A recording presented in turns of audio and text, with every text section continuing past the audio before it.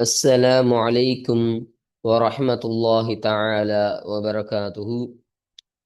بسم الله الرحمن الرحيم. رياض الصالحين பாடம் 281.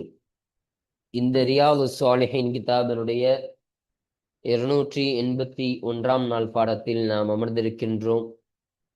இந்த பாடத்தில் பாபு ஃபضل الزهد في الدنيا والحث على التقلل منها وفضل الفقر என்ற தலைப்பின் கீழ் அமையக்கூடிய வரக்கூடிய ஹதீஸுகளை பற்றி நாம் பேசிக்கொண்டிருக்கின்றோம். அல்ஹம்துலில்லாஹ்.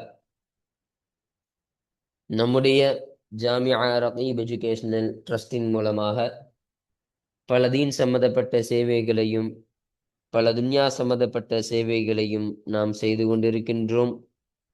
இந்த சேவைகள் எவ்வித தொய்வின்றி தொடர்ந்து நடைபெறுவதற்காக நீங்கள் துஆ செய்யுங்கள். இன்னும் ஆதரவு தாருங்கள். நன்மையில் ஒன்று சேருவோம், முந்திக் கொள்வோம். உங்களுடைய நன்கொடைகளை எங்களுக்கு நீங்கள் வழங்க விரும்பினால் எங்களுடைய பேங்க் அக்கவுண்ட் டீட்டெயில்ஸ், வங்கி முகவரிகள் இங்கு கொடுக்கப்பட்டு இருக்கின்றது. இது அல்லாமல் இங்கு QR ஸ்கேனும் கொடுக்கப்பட்டு இருக்கின்றது. இதன் மூலமாக நீங்கள் ஸ்கேன் செய்தும் உங்களுடைய நன்கொடைகளை எங்களுக்கு நீங்கள் தாராளமாக வழங்கலாம். அல்லாஹு தஆலா உங்கள் வாழ்நாளை மென்மேலும் பரக்கத்தானதாகவும் செழிப்பானதாகவும் ஆக்கி வைப்பானாக. ஆமீன் ஆமீன் யா ரப்பல் ஆலமீன். இப்பொழுது இந்த ரியாது சாலிஹினுடைய 281ஆம் நாள் பாடத்தில் நாம் 3 ஹதீஸுகளை பற்றி நாம் பேச இருக்கின்றோம். அந்த 3 ஹதீஸுகளில் முதலாவது ஹதீஸானது மறு உலக வாழ்க்கை நிரந்தரமானது என்ற தலைப்பின் கீழ் அமையக்கூடிய முதல் ஹதீஸ். இந்த ஹதீஸில் சொல்லப்படக்கூடிய செய்தி என்னன்னா, அனஸ் ரலியல்லாஹு அன்ஹு அன்னவர்கள் சொல்றாங்க, ஸல்லல்லாஹு அலைஹி வஸல்லம் அன்னவர்கள் ஒரு முறை துஆ செய்தார்கள். அது என்ன துஆ என்று சொன்னால், அல்லாஹும்ம யா அல்லாஹ், மறுமை நாளுடைய வாழ்க்கையை தவிர எந்த ஒரு வாழ்க்கையும் கிடையாது யா அல்லாஹ் என்று ஸல்லல்லாஹு அலைஹி வஸல்லம் அன்னவர்கள் துஆ செய்தார்கள் என்ற விஷயத்தை அனஸ் ரலியல்லாஹு அன்ஹு அன்னவர்கள் பதிவு செய்து வருவார்கள். அப்ப மறு உலக வாழ்க்கை தான் நிரந்தரமானது, அதை தவிர எந்த ஒரு வாழ்க்கையும் நிரந்தரமானது கிடையாது என்பதை ஸல்லல்லாஹு அலைஹி வஸல்லம் அன்னவர்கள் இந்த ஹதீஸின் மூலம் நமக்கு சொல்லித் தருவார்கள். இரண்டாவது ஹதீஸானது 3 விஷயங்கள் பின்தொடரும் என்ற தலைப்பின் கீழ் அமையக்கூடிய இரண்டாவது ஹதீஸ். ஸல்லல்லாஹு அலைஹி வஸல்லம் அன்னவர்கள் சொன்னார்கள், ஒரு மையத்தை 3 விஷயங்கள் பின்தொடரக்கூடியதாக இருக்கின்றது. ஒன்றாவது, அவருடைய குடும்பம் அவரை பின்தொடரும். இரண்டாவது, அவருடைய சொத்து பின்தொடரும். மூன்றாவது, அவருடைய செயல்கள் பின்தொடரும் என்று ஸல்லல்லாஹு அலைஹி வஸல்லம் அவர்கள் சொன்னார்கள். அப்போ அவரை நல்லடக்கம் செய்து முடிச்ச உடனே 2 விஷயங்கள் திரும்பிவிடக்கூடியதாக இருக்கும். அவருடைய குடும்பமும் அவருடைய சொத்தும் அவரை விட்டு திரும்பிவிடக்கூடியதாக இருக்கும். ஒரே ஒரு விஷயமான அவருடைய செயல்கள் மாத்திரமே அவரோடு தங்கிவிடக்கூடியதாக இருக்கும் என்று ஸல்லல்லாஹு அலைஹி வஸல்லம் அவர்கள் இந்த ஹதீஸின் மூலம் நமக்கு சொல்லித் தருவார்கள். இப்போ மூன்றாவது ஹதீஸாக ஸல்லல்லாஹு அலைஹி வஸல்லம் அவர்கள் சொன்னார்கள், மறுமை நாளில் அல்லாஹு தஆலா அந்த நரகவாசிகளிலிருந்தும் இந்த உலகத்தில் வசதியாக வாழ்ந்திருப்பார்களா இல்லையா, அந்த உலகத்தில் வசதியாக வாழ்ந்தவரை கூப்பிட்டு அவரை அல்லாஹு தஆலா நரகத்தில் மூழ்கடிக்க செய்வான். அவரை அல்லாஹு தஆலா நரகத்தில் முக்கி எடுத்து கேட்பான், இந்த உலகத்தில் நீ ஏதாவது நல்ல காரியத்தை நீ அனுபவிச்சிருக்கிறாயா, வசதியான காரியங்களை நீ அனுபவிச்சிருக்கிறாயா என்று அவனிடத்தில் கேட்கப்பட்ட பொழுது, அந்த நரகத்தில் கொடுக்கப்பட்ட அந்த வேதனையின் காரணமாக அந்த உலகத்தில் அனுபவித்த அனைத்து விஷயங்களையும் மறந்து அவன், நான் இந்த உலகத்தில் எந்த ஒரு சுகத்தையுமே அனுபவிக்கலையே, நான் கஷ்டம் மாத்திரம்தானே பட்டேன் என்று அவன் சொல்லக்கூடியவனாக இருப்பான். பின்பு இரண்டாவது நபராக அந்த சுவனவாசிகள் இருந்தும் இந்த உலகத்தில் அதிகமான கஷ்டத்தை அனுபவிச்சிருப்பாரா இல்லையா, அந்த அனுபவித்த அந்த நபரை கூட்டி கேட்கப்படுமா, இந்த உலகத்தில் நீங்கள் ஏதாவது கஷ்டத்தை அனுபவிச்சிருக்கிறீங்களா, நீங்கள் ஏதாவது துன்பம் என்பது உங்களிடத்தில் வந்திருக்கிறதா என்று கேட்கப்பட்ட பொழுது அவர் சொல்வாரா, இந்த உலகத்தில் துன்பமா? நான் துன்பத்தை அனுபவிச்சது கிடையாது. அந்த சுவனத்தில் தான் பட்ட அந்த சுகத்தை எல்லாம் கண்டு அந்த உலகத்தில் தான் பட்ட அந்த கஷ்டத்தை எல்லாம் மறந்து விடுவார். தான் பட்ட அந்த கஷ்டத்தை எல்லாம் மறந்து விட்டு அவர் பதில் சொல்லுவாரு, நான் அந்த உலகத்தில் எந்த ஒரு கஷ்டமும் படலையே, நான் அந்த உலகத்தில் நல்ல சந்தோஷமாக தானே இருந்தேன் என்று அவர் பதில் கொடுக்கக்கூடியவராக இருப்பார் என்பதை ஸல்லல்லாஹு அலைஹி வஸல்லம் அவர்கள் இந்த ஹதீஸின் மூலம் சொல்லித் தருவார்கள். அதன் காரணமாக தான் அனுபவித்ததை மறந்து விடுவார்கள் என்ற தலைப்பின் கீழ் இந்த ஹதீஸானது அமைகின்றது. அப்போ இன்றைய பாடத்தில் இந்த 3 ஹதீஸுகளை பற்றி தான் பேச இருக்கின்றோம். இப்ப இதற்கான தர்ஜுமாக்கள், விளக்கங்கள், கூடுதல் செய்திகளை எல்லாம் இந்த ஹதீஸ் வாசிக்கும் பொழுது நம்ம முழுமையாக நம்ம பார்ப்போம். அல்ஹம்துலில்லாஹ். இப்போ நம்ம கிதாபை பார்ப்போம். 460வது ஹதீஸ். இந்த ரியாது ஸாலிஹின் கிதாபில் பதிவு செய்யப்படக்கூடிய ஹதீஸ்களுடைய வரிசையின் பிரகாரம் இது 460வது ஹதீஸாக இது அமைகின்றது. இப்போ இந்த ஹதீஸானது யாரை தொற்று அறிவிக்கப்படக்கூடிய ஹதீஸாக இருக்கின்றது என்று பார்க்கும் பொழுது, வஅன் அனஸின் ரதியல்லாஹு அன்ஹு, அனஸ் ரதியல்லாஹு அன்ஹு அன்னவர்களை தொற்று அறிவிக்கப்படக்கூடிய ஹதீஸாக இந்த ஹதீஸானது அமைகின்றது. ரதியல்லாஹு அன்ஹு அவர்களை தொற்றும் அல்லாஹு தஆலா புரிந்து கொள்வானாக. அப்போ அந்த அனஸ் ரதியல்லாஹு அன்ஹு சொன்னார்கள், அண்ணன் நபிய ஸல்லல்லாஹு அலைஹி வஸல்லம், நிச்சயமாக நபி ஸல்லல்லாஹு அலைஹி வஸல்லம் அன்னவர்கள், கால அவர்கள் சொன்னார்கள். இப்ப ஸல்லல்லாஹு அலைஹி வஸல்லம் சொன்னாங்களா, அல்லாஹும்ம யா அல்லாஹ். இப்ப ஸல்லல்லாஹு அலைஹி வஸல்லம் துஆ செய்றாங்க, அல்லாஹும்ம யா அல்லாஹ் லா ஐஷ இல்லா ஐஷுல் ஆகிரதி, மறுமையுடைய வாழ்க்கையை தவிர எந்த ஒரு வாழ்க்கையும் கிடையாது யா அல்லாஹ் என்று ஸல்லல்லாஹு அலைஹி வஸல்லம் அன்னவர்கள் துஆ செய்தார்கள் என்ற விஷயத்தை அனஸ் ரலியல்லாஹு அன்ஹு அன்னவர்கள் நமக்கு பதிவு செய்து தருகிறார்கள். அப்போ மறுமையுடைய வாழ்க்கையை தவிர எந்த ஒரு வாழ்க்கையும் இல்லைன்னா அப்ப இந்த துன்யாவில் வாழக்கூடிய வாழ்க்கையும் வாழ்க்கை தானே அப்படின்னு கேட்டா, ஸல்லல்லாஹு அலைஹி வஸல்லம் அன்னவர்கள் அந்த அடிப்படையில இந்த துஆவில சொல்லல. இப்ப என்ன அடிப்படையில சொல்றாங்கன்னா, அந்த மறு உலக வாழ்க்கை தான் நிரந்தரமான வாழ்க்கையாக இருக்கின்றது யா அல்லாஹ். அதுதான், அங்குதான் நிரந்தரமான சுகங்களுடையதாக இருக்கின்றது. நிரந்தர வேதனை என்பதும் அது மறுமையில் தான் இருக்கக்கூடியதாக இருக்கின்றது.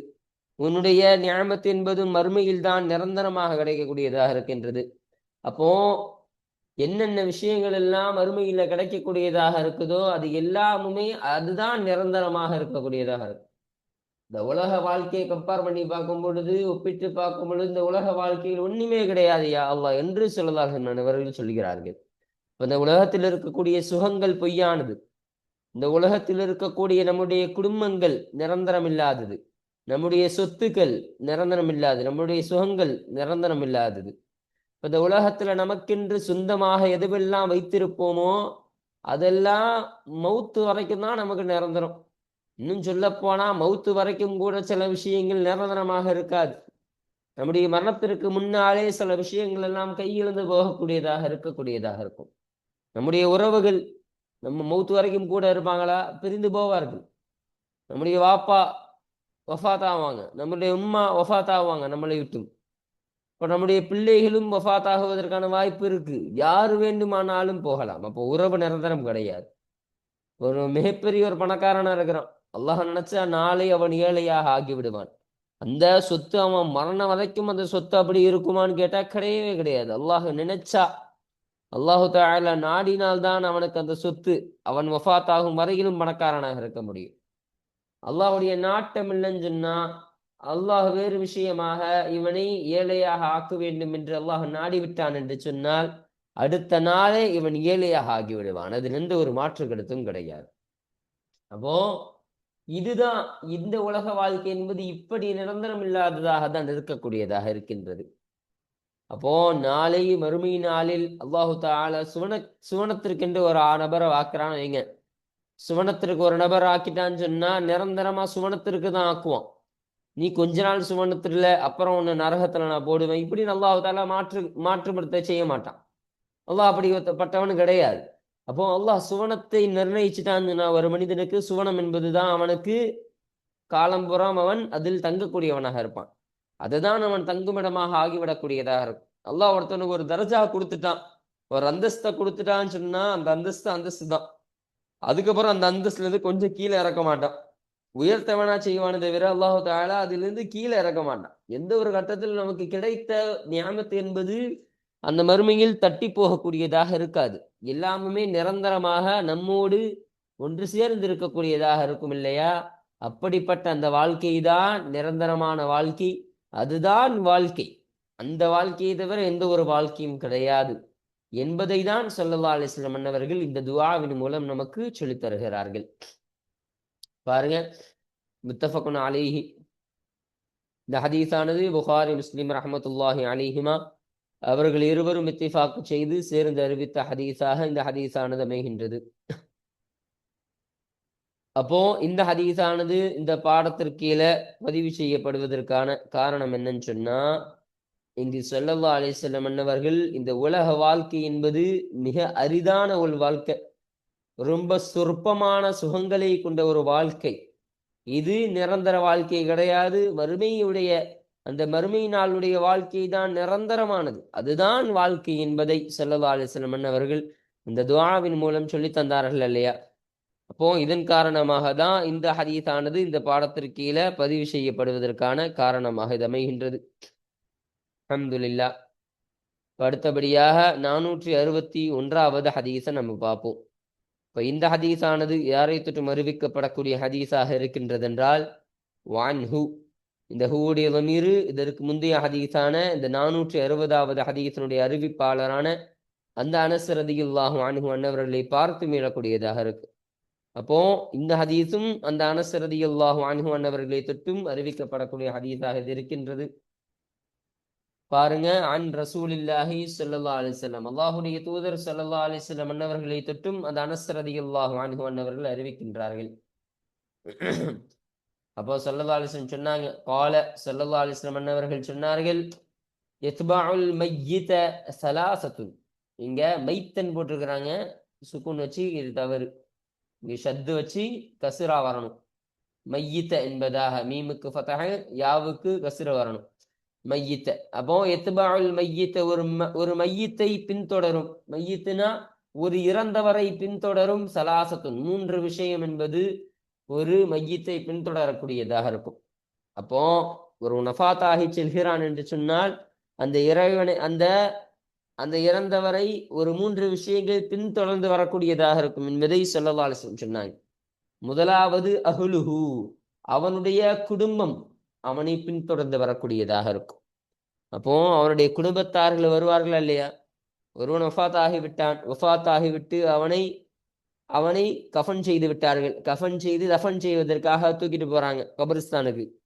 அப்போ அடக்கம் செய்வதற்காக தூக்கி போகக்கூடிய சமயத்துல அவனுடைய பெற்றோர்கள், உறவினர்கள், அவனுடைய பிள்ளைகள் வரக்கூடியவர்களாக தான் இருப்பார்கள். அப்போ இவங்களாம் யாரு? அவனுடைய உறவுகள், அவனுடைய குடும்பத்தார்கள். அப்போ இதைதான் சொல்லதாக சொன்னாங்க, இந்த ஒரு குடும்பம் என்பது அவனை பின்தொடர்ந்து வரக்கூடியதாக இருக்கும். 2வது ஓ மாலுஹு, இன்னும் அவனுடைய சொத்தும் அவனை பின்தொடர்ந்து வரக்கூடியதாக இருக்கும் என்று ஸல்லல்லாஹு அலைஹி வஸல்லம் சொன்னாங்க.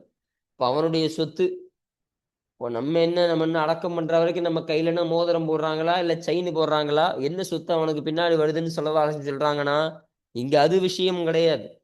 அப்போ ஒரு விஷயம் விளங்கிக்குங்க, ஒரு ஜனாசா வஃபாத் ஆகுதுன்னு சொன்னா அந்த ஜனாசாவிற்கான செலவு யார் செய்வா? அவனுடைய பிள்ளைகள் செய்வார்கள். அப்ப அவனுடைய பிள்ளைகளுக்கு காசு எப்படி வந்துச்சு? இந்த ஒருவனால் தான் வந்தது. அப்ப இந்த ஒருவனுடைய சம்பாத்தியத்தின் மூலமாக தான் அவனுடைய பிள்ளைகள் சம்பாதிக்கக்கூடியவர்களாக ஆனார்கள். அப்ப எப்படி பார்த்தாலும் இவனுக்குரிய சொத்து தானே அது, இவனுக்குரிய பைசாக்கள் தான். அப்ப இவனுக்குரிய அந்த காசை வைத்து செலவு செய்வார்கள் இல்லையா? செலவு செய்து அந்த கஃன் துணி எல்லாம் இவனுடைய அந்த கஃன் துணி இருக்குதா இல்லையா, அது இவனுடைய செலவு. அந்த சுந்தூக்கு பெட்டிக்கான செலவு இவனுடைய காசு. இப்போ இப்படி இருக்கக்கூடிய அதற்கு போடக்கூடிய பாய்கள் இதுவெல்லாம் அவனுடைய சொத்துக்கள். அப்ப இந்த சொத்துக்களும் அவனை பின்தொடரக்கூடியதாக இருக்கும் என்று ஸல்லல்லாஹு அலைஹி வஸல்லம் சொன்னாங்க. இன்னும் அமலுஹு, இன்னும் அவனுடைய செயல் அவனை பின்தொடரக்கூடியதாக இருக்கும். அப்போ அவனுடைய அமல், அவன் இந்த உலகத்தில் என்னென்ன செயல்கள் செய்தானோ அந்த நன்மையான காரியங்களும் சரி, தீமையான காரியங்களும் சரி, அவன் என்ன செயல் செஞ்சாலும் சரி, அந்த செயல்களும் அவனை பின்தொடர்ந்து வரக்கூடியதாக இருக்கும் என்று ஸல்லல்லாஹு அலைஹி வஸல்லம் அவர்கள் சொன்னார்கள். அப்போது 2 விஷயங்கள் மீண்டு விடக்கூடியதாக இருக்கும், மீண்டு விடும். அப்போ அந்த 3 விஷயத்திலிருந்து 2 விஷயங்கள் மீண்டு விடக்கூடியதாக இருக்கும். வயபகா வாஹிதுன், இன்னும் ஒரு விஷயமானது அது பாக்கியாகக்கூடியதாக, அதாவது மீதமாகக்கூடியதாக ஆகிவிடும், அதாவது தங்கிவிடக்கூடியதாக ஆகிவிடும் என்று ஸல்லல்லாஹு சொன்னாங்க.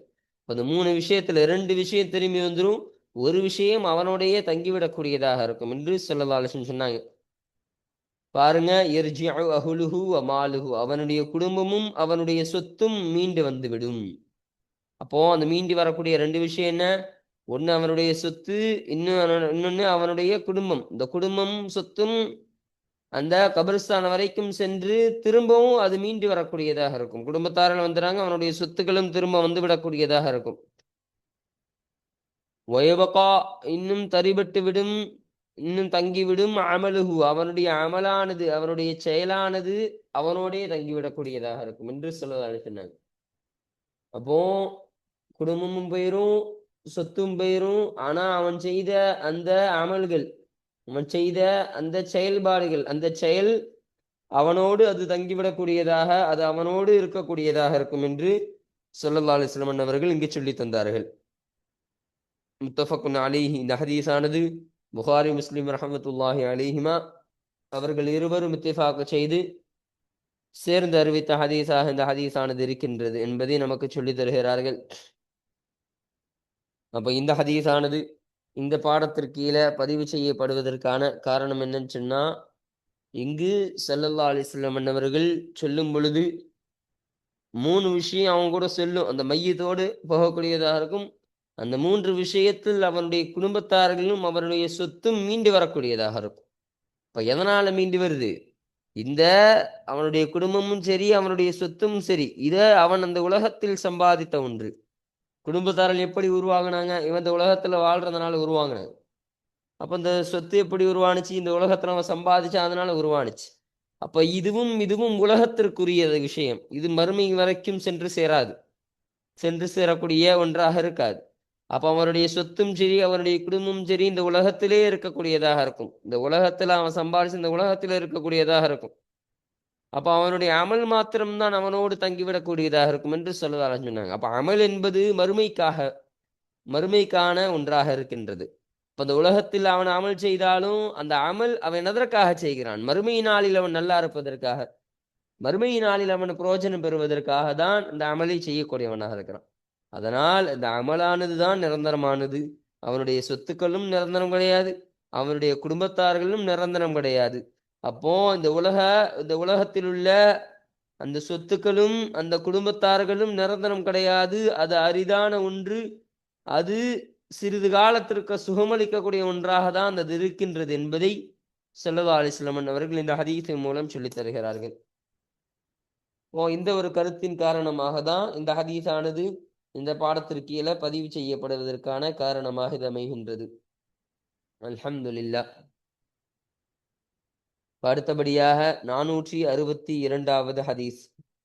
இந்த ஹதீஸானது யாரை தொட்டும் அறிவிக்கப்படக்கூடிய ஹதீஸாக இருக்கின்றது என்றால் வான்ஹு, இந்த ஹூவுடைய அமீரும் அந்த அனஸ் ரலியல்லாஹு அன்ஹு அன்னவர்களை பார்த்துதான் மீளக்கூடியதாக இருக்கு. அப்போ இந்த ஹதீஸும் அனஸ் ரலியல்லாஹு அன்ஹு அன்னவர்களை தொட்டும் அறிவிக்கப்படக்கூடிய ஹதீஸாக இது அமைகின்றது. கால, அந்த அனஸ் ரலியல்லாஹு அன்ஹு சொன்னார்கள், கால ரசூலுல்லாஹி ஸல்லல்லாஹு அலைஹி வஸல்லம், அல்லாஹ்வுடைய தூதர் ஸல்லல்லாஹு அலைஹி வஸல்லம் அன்னவர்கள் சொன்னதாக அனஸ் ரலியல்லாஹு அன்ஹு அன்னவர்கள் சொன்னார்கள், யுக்தா, கொண்டு வரப்படும், பி அன்அமி அஹ்லி துன்யா மின் அஹ்லின் நாரி. அப்போ நரகவாசிகளில் இருந்தும் இந்த உலகவாசியில் வசதி படைத்த ஒருவரை கொண்டு வரப்படும். இப்போ அன்அம்னா நிஅமத்து வழங்கப்பட்டவர், நிஅமத்து செய்யப்பட்டவர். அதாவது அவருடைய வாழ்க்கையில் அவருக்கு எல்லா வசதியும் இருக்குமா இல்லையா? சொத்து சுகங்கள் இருக்கும், உலகத்தில் அவருக்கான எல்லா தேவையும் இருக்கும், குடும்பங்கள் இருக்கும், சொத்து இருக்கும், வீடு இருக்கும், கார் இருக்கும், மங்களா இருக்கும், அவருக்கு எல்லாமே இருக்கும். அவருடைய உலகத்தில் அவருக்கு வசதியான முறையில நல்ல பணக்காரராக வாழ்ந்த அந்த ஒருவரை கொண்டு வரப்படும். எப்போ? யௌமுல் கியாமத்தி, மறுமை நாளில் கொண்டு வரப்படும். கொண்டு வரப்பட்டு ஃபயுஸ்பகு ஃபின்னாரி சுபகத்தன். அப்போ சுபகத்தன் என்பதாக சொல்றாங்க. சுபகத்தன் சொன்னா ஒரு மூழ்குதல், அதாவது மூழ்கடிக்கப்படுவார். பின்னாரி நரகத்திலே அவர் மூழ்கடிக்கப்படுவார். சுபகத்தன், சுபகத்தன் ஒரு மூழ்குதலை அவர் மூழ்கடிக்கப்படுவார். அப்போ நரகத்தில் அல்லாஹு தஆலா இவரை ஒரு முக்கி எடுப்பான் என்பதாக சொல்லி தருகிறான். அப்போ சொல்லுமா இல்லையா? ஒரு முக்கி எடுக்கிறது, ஒரே மூழ்காக முக்கி எடுக்கிறதுப்பா அப்படின்னு சொல்லுவாங்க இல்லையா? அது மாதிரி ஒரே மூழ்காக அல்லாஹு தஆலா இவரை முக்கி எடுக்கக்கூடியவனாக இருப்பான் என்பதை ஸல்லல்லாஹு அலைஹி வஸல்லம் அவர்கள் சொன்னார்கள். அந்த நரகத்தில் முக்கி எடுத்து வைத்து தும்ம பிறகு யுகாலு, அவனிடத்தில் கேட்கப்படும், எப்ன ஆதம, ஆதமுடைய மகனே, அஹல் ரஅய்த கைரன் கத்து, இதுவரையிலும் நீ நன்மையான விஷயத்தை, நல்லதான ஒரு விஷயத்தை, நலவான விஷயத்தை நீ பார்த்திருக்கின்றாயா என்று கேட்கப்படும். அஹல் மர்ரபிக நஈமுன் கத்து, இன்னும் இதுவரையிலும் நியாமத்தை செய்யக்கூடிய, அருள்கொடை கொடுக்கக்கூடிய ஒன்றானது உன்னை கடந்து சென்றிருக்கின்றதா என்றும் அவனிடத்தில் கேட்கப்படும். அப்ப இந்த உலகத்துல நன்மையான காரியத்தை நீ பார்த்தீங்கன்னா, நல்ல நல்ல காரியத்தெல்லாம் நீ அனுபவிச்சிருக்காயா, நல்ல நல்ல காரியத்தெல்லாம் நீ பார்த்திருக்கின்றாயா என்றும் அவன்கிட்ட கேட்கப்படும். இன்னும் நியாமத்தான காரியங்கள், நியாமத்தை செய்யக்கூடிய, அதாவது அல்குடை செய்யக்கூடிய, அதாவது இந்த உலகத்துல என்னென்ன பொருட்கள் மூலமாக நியாமத்துகள் இருக்கு. அப்போ நியாமத்தை கொடுப்பவன் அல்லாஹ் தான். ஆனா ஒரு பொருள் நமக்கு நியாமத்தாக அமையுமா இல்லையா? நியாமத்தாக அமையக்கூடியதுன்னா நமக்கு வசதியாக அமையக்கூடிய எல்லாமே நியாயமுகள் தான். அப்போ அந்த நியாமத்தாக அமையக்கூடிய ஏதாவது ஒன்று உன்னுடைய வாழ்க்கையில் உன்னை கடந்து சென்றதா? அப்போ அதையாச்சும் நீ பார்த்திருக்காயா? ஏதாச்சும் நல்ல அருட்கொடையை நீ பார்த்திருக்கிறியா? நல்ல சுகமான வாழ்வு உனக்கு வந்துட்டு இருக்குதா? அதாவது வந்ததுண்டா? நீ நல்லது எதையும் பார்த்ததுண்டா என்று அல்லாஹு தஆலா கேட்பான். அப்ப அவனிடத்துல அப்படி கேட்கப்படும் பொழுது ஃபயகூலு, அப்பொழுது அவன் சொல்வான், லா, கிடையாது, வல்லாஹி யா ரப்பி, என்னுடைய இரட்சகனே, அல்லாஹ்வின் மீது சத்தியமாக கிடையாது என்று அவர் சொல்வார். என்னுடைய வாழ்க்கையில நான் நல்லதை பார்த்ததே இல்லையே. என் வாழ்க்கையில நான் கஷ்டம் மட்டும்தானே பட்டேன். என் வாழ்க்கையில நியாமத்து செய்யக்கூடிய, அருட்கொடை கொடுக்கக்கூடிய எந்த ஒரு விஷயத்தையும் நான் பார்க்கலையே. நான் கஷ்டத்தையும் மட்டும்தான் அனுபவிக்கக்கூடியவனாக இருந்தேன். எனக்கு இந்த உலகத்துல எந்த ஒரு இதுவும் கிடையாது, எந்த ஒரு சொத்தும் கிடையாது, எந்த ஒரு மதிப்பும் கிடையாது, எனக்கென்ற குடும்பத்தார்கள் கிடையாது, எனக்கென்ற தேவைக்கு யாரும் கிடையாது. அப்போ நான் தனியான ஆளாக, நான் கஷ்டப்படக்கூடியவனாக தான் நான் இருந்தேன் என்று அவர் சொல்வாராம். அந்த நபர் சொல்வான். ஓ, என்ன விஷயம்னா, அல்லாஹு தஆலா இந்த வேதனையின் காரணமாக, அந்த நரகத்தில் முக்கி எடுத்ததின் காரணமாக அவர் அந்த உலகத்தில் கிடைத்த அந்த விஷயத்தெல்லாம் மறந்துடுவார். அப்போ அந்த உலகத்தில் தான் அனுபவித்த அந்த சுகங்கள், தான் அனுபவித்த அந்த சொத்துக்கள், இதையெல்லாம் மறந்து அவர் சொல்லுவாராம், உலகத்துல நான் கஷ்டம் தானே பட்டேன் யா அல்லாஹ், உலகத்துல நான் எங்க ஜாலியாக இருந்தேன், எனக்கு சந்தோஷமா இருக்கக்கூடிய எந்த ஒரு வாய்ப்பும் கிடைக்கலையே, நான் கஷ்டம் தானே பட்டேன் என்று அவர் சொல்லக்கூடியவராக இருப்பார். பின்பு இன்னும் கொண்டு வரப்படும் கஷ்டத்தால் மக்களில் கடுமையானவரை கொண்டு வரப்படும். அப்ப கடுமையான கஷ்டத்தை அனுபவித்தவர்களை கொண்டு வரப்படும் ஃபித்துன்யா, அந்த உலகத்தில். அப்போ உலகத்துல கஷ்டத்தால ரொம்ப கடுமையானவர்களா, உலகத்தில் ரொம்ப கஷ்டப்பட்டவர்களை கொண்டு வரப்படும். மின் அஹ்லில் ஜன்னதி, சுவனவாசிகளில் இருந்தும். அப்போ ஒரு சுவனவாசி, அந்த சுவனவாசிகள் இருந்தும் துன்யாவில் ரொம்ப கஷ்டப்பட்டவங்க இருப்பாங்களா இல்லையா, அவர்களை கொண்டு வரப்பட்டு ஒரு மூழ்குதலை மூழ்கடிக்கப்படுவார். ஃபில் ஜன்னதி, அந்த சுவனத்திலே மூழ்கடிக்கப்படுவார். அப்ப அல்லாஹு தஆலா எப்படி அந்த நபரை நரகத்தில் மூழ்கடிச்சானோ, அதுபோல இவரையும் ஒரு மூழ்காக சுவனத்தில் அல்லாஹ் முக்கி எடுப்பானா. இப்ப முக்கி எடுத்து விட்டு, முக்கி எடுக்கப்பட்ட உடனே காலுலுஹு, அப்பொழுது அவருக்கு கேட்கப்படும், அவரிடத்தில் கேட்கப்படும், எபன ஆதம, ஆதமுடைய மகனே, ஹல் ரஅய்த புஸன் கத்து, நீங்கள் இதுவரையிலும் ஒரு கஷ்டத்தை நீங்கள் பார்த்ததுண்டா என்று கேட்கப்படும். அப்ப கஷ்டத்தை நீங்க இது வரைக்கும் பார்த்திருக்கீங்களா? கஷ்டத்தை நீங்க அனுபவிச்சிருக்கீங்களா? ஹல் மர்ரபிக்க ஷித்தத்துன் கத்து, இன்னும் இதுவரையிலும் கடுமையான ஒன்று உங்களை கடந்து சென்றிருக்கின்றதா? அதாவது கடுமையான கஷ்டம் கொடுக்கக்கூடிய ஒன்று உங்களை கடந்து சென்றிருக்கிறதா? இப்போ கஷ்டம், நீங்க உலகத்துல வாழ்ந்தீங்களா? அப்ப ஏதாவது கஷ்டமான விஷயத்த நீங்க பார்த்திருக்கீங்களா? உங்களுக்கு கஷ்டம் அளிக்கக்கூடிய சூழ்நிலை நீங்க பார்த்திருக்கீங்களா? உங்களுக்கு கடுமையான சூழல் எதுவும் வந்திருக்குதா அப்படின்னு கேட்கப்பட்ட பொழுது ஃபயகூலு, அப்பொழுது அந்த நபர் சொல்வாராம், லா, கிடையாது, வல்லாஹி, அல்லாஹ் மீது சத்தியமாக இல்லை என்று அவர் சொல்வாராம். இப்போ கஷ்டமா, இந்த உலகத்துல நான் கஷ்டமே படலையே, நான் உலகத்துல ஜாலியால இருந்தேன், இந்த உலகத்தில் நான் சந்தோஷத்தை மாத்திரமே அனுபவிக்கக்கூடியவனாக இருந்தேன், எனக்கு இந்த உலகத்துல எதுவுமே இல்லாம ஒண்ணு கிடையாது, எனக்கு குடும்பங்கள் இருந்தது, எனக்கு எனக்கு சொத்து சுகங்கள் இருந்தது, ஆரோக்கியம் இருந்தது, வயது இருந்தது, எனக்கு மனைவி மக்கள் இருந்தாங்க, அப்ப இந்த உலகத்துல எனக்கு எல்லா நியமத்தும் இருந்துச்சு, எனக்கு கஷ்டம் எதுவுமே இல்லையா அல்லாஹ், வல்லாஹி எனக்கு கஷ்டமே கிடையாது என்று அவர் சொல்வாராம். இன்னும் மர்ரபி, இன்னும் என்னை கடந்து செல்லவில்லை, புசுன் கத்து, இதுவரையிலும் ஒரு கஷ்டம் என்பது என்னை கடந்து செல்லவில்லை, வலா ரஐத்து, இன்னும் நான் பார்த்ததும் கிடையாது, ஷித்தத்தன் கத்து, இதுவரையிலும் ஒரு கடுமையான ஒரு சூழலை, கடுமையான விஷயத்தை நான் பார்த்ததும் இல்லை என்று அவர் சொல்வார். இப்போ எந்த ஒரு கஷ்டமும் எனக்கு கடந்து செல்லல, எந்த ஒரு கஷ்டமான கடுமையான விஷயத்தை, கடுமையான சூழலை நான் என் வாழ்க்கையில பார்த்ததும் கிடையாது, என் வாழ்க்கையில நான் எப்போதும் சந்தோஷத்தை அனுபவித்தவனாக தான் இருந்தேன் என்று அவர் சொல்வாராம். அப்போ அந்த சுவனத்தில் அவருக்கு கிடைத்த அந்த சுவனத்தில் அல்லாஹ் ஒரு முக்கி எடுப்பான இல்லையா, அப்ப முக்கி எடுத்த உடனே அவர் அந்த சுவனத்தினுடைய அந்த இன்பத்தில், அல்லாஹ் தந்த அந்த இன்பத்தில் அவர் எல்லாத்தையும் மறந்து விடுவார். அவர் உலகத்துல தான் பட்ட அந்த கஷ்டத்தை எல்லாம் மறந்து, நான் எந்த ஒரு கஷ்டமும் படலையா அல்லாஹ் என்று அல்லாஹ் மீது சத்தியமிட்டே சொல்லக்கூடியவராக இருப்பார் என்பதை ஸல்லல்லாஹு அலைஹி வஸல்லம் அவர்கள் இங்கே சொல்லி தந்தார்கள். ரவாஹு முஸ்லிம், இந்த ஹதீஸனை முஸ்லிம் ரஹ்மத்துல்லாஹி அலைஹி என்னவர்கள் அறிவித்தார்கள்.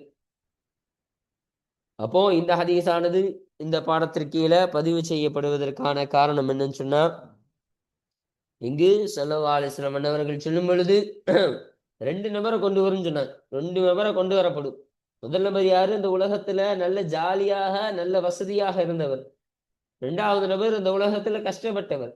அப்ப அந்த சந்தோஷமா இருந்த நபர்கிட்ட கேட்கும் பொழுது, நான் இந்த உலகத்துல கஷ்டம் மாத்திரமே பட்டேன் என்று அவர் சொல்லக்கூடியவராக இருப்பார். நரகத்தினுடைய அதாபை பார்த்து, நரகத்தினுடைய வேதனையை பார்த்தவர் எல்லாம் மறந்து அவர் சொல்லக்கூடியவராக இருப்பார். சுவனவாசியும் அப்படிதான். அந்த சுவனத்தில் முக்கிய எடுத்த உடனே அவர் அந்த உலகத்தில் பார்த்த அந்த கஷ்டத்தை எல்லாம் மறந்து, நரகத்தை அந்த கஷ்டத்தை எல்லாம் மறந்து இந்த சுவனத்தில் அவர் மூழ்கக்கூடியவராக இருப்பார். அப்ப ஏன்னா எந்த ஒரு கஷ்டமே படலையா அல்லாஹ், அந்த உலகத்துல எனக்கு எந்த ஒரு கஷ்டமும் வந்ததில்லை என்று அவர் சொல்லக்கூடியவராக இருப்பார். இப்போ ஸல்லல்லாஹு அலைஹி வஸல்லம் என்ன சொல்றாங்கன்னா, இந்த உலகத்தில் அனுபவிக்கக்கூடிய கஷ்டமாக இருந்தாலும் சரி, இந்த உலகத்தில் அனுபவிக்கக்கூடிய சுகங்களாக இருந்தாலும் சரி, அதுவெல்லாம் ஒரு சிறிது காலத்துக்கு தான். ஒரு நரகவாசி இந்த உலகத்தில் வசதியாக வாழ்ந்து பாவம் செய்த ஒரு நரகவாசி, அவன் இந்த உலகத்துல நல்ல ஜாலியா இருந்திருப்பான். ஆனா அதுவெல்லாம் நிரந்தரமான ஒரு ஜாலி கிடையாது, நிரந்தரமான ஒரு சந்தோஷம் கிடையாது. அல்லாஹு தஆலா அதையெல்லாம் முழுமையாக அழித்து கஷ்டத்தை கொடுக்கக்கூடியவனாக இருப்பான். அல்லாஹ் தரும் அந்த வேதனை தான் நிரந்தரமானது. அப்போ ஒரு சுவனவாசி இந்த உலகத்தில் கஷ்டப்படக்கூடியவராக இருப்பார், அவருக்கென்று எதுவுமே இருக்காது, அவர் ரொம்ப கஷ்டப்படக்கூடியவராக இருப்பார். அந்த கஷ்டமும் இந்த உலகத்தில் நிரந்தரமானது கிடையாது, சிறிது காலம் அல்லாஹு தஆலா சோதிக்கக்கூடிய ஒரு சோதனை தான். அல்லாஹ் தரக்கூடிய, அதற்கப்புறம் அல்லாஹ் மறுமையில் தரக்கூடிய அவருக்கான அந்தஸ்து, அவருக்கான கூலி என்பது அது நிரந்தரமாக இருக்கக்கூடியதாக இருக்கும். அப்போ அந்த உலக வாழ்க்கை என்பது அரிதான ஒன்று, நிரந்தரமற்ற ஒன்று என்பதை ஸல்லல்லாஹு அலைஹி வஸல்லம் அவர்கள் இந்த ஹதீஸின் மூலம் சொல்லித் தருகிறார்கள். அப்போ இதன் காரணமாக தான் இந்த ஹதீஸ் ஆனது இந்த பாடத்தின் கீழே பதிவு செய்யப்படுவதற்கான காரணமாக இது அமைகின்றது. அல்ஹம்துலில்லாஹ். அப்போ இன்றைய பாடத்தில் இந்த 460வது ஹதீஸ், 61வது ஹதீஸ், 62வது ஹதீஸ் என்ற இந்த 3 ஹதீஸ்களை பற்றிய செய்திகள், அதற்கான தர்ஜுமாக்கள், விளக்கங்கள் என்ற எல்லா விஷயத்தையும் பற்றி பார்த்து இன்றைய பாடத்தை நாம் நிறைவு செய்து விட்டோம். அல்ஹம்துலில்லாஹ். இன்ஷா அல்லாஹ் அடுத்த பாடத்தில் இந்த 463வது ஹதீஸை குறித்த செய்திகள், அதனுடைய விஷயங்களை பற்றி இன்ஷா அல்லாஹ் நாம் அடுத்த பாடத்தில் நாம் பேசுவோம். வாஹிர் தஅவானா அல்ஹம்துலில்லாஹி ரப்பில் ஆலமீன். அஸ்ஸலாமு அலைக்கும் வரஹ்மத்துல்லாஹி தஆலா வபரகாத்துஹு.